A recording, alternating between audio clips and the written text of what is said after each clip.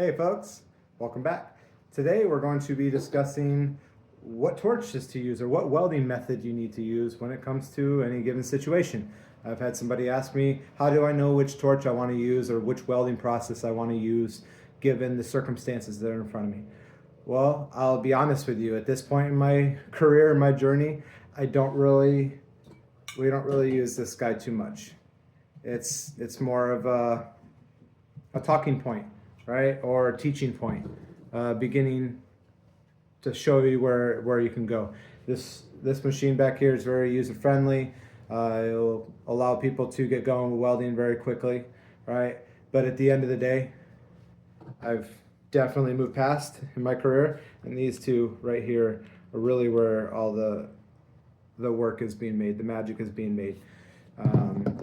So at the end of the day, the real question is, which torch do I really want to use? Do I want to use this one?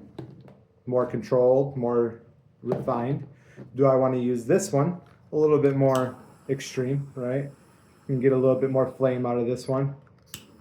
I can really juice it up, or I can lower it down, right? That's what I like about this guy. Can kind of fine tune it. Or are we welding something really thick and we want to switch to the MAP gas? All right, this one right here. This one's fantastic. I don't have the gas tank hooked up to it.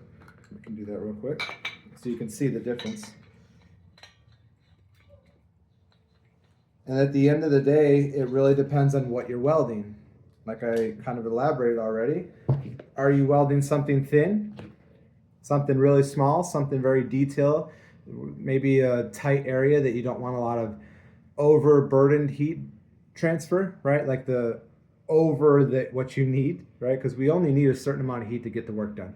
So this guy will help you mitigate the excess spread to the surround areas.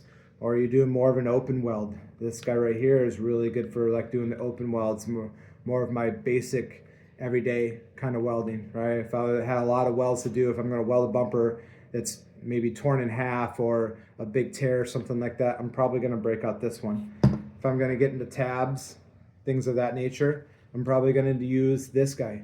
I've recreated thousands of tabs with this torch right here. I mean thousands, guys. It is so easy to do. I will post another video in a little bit showing how easy it is to do a tab with this thing. All right?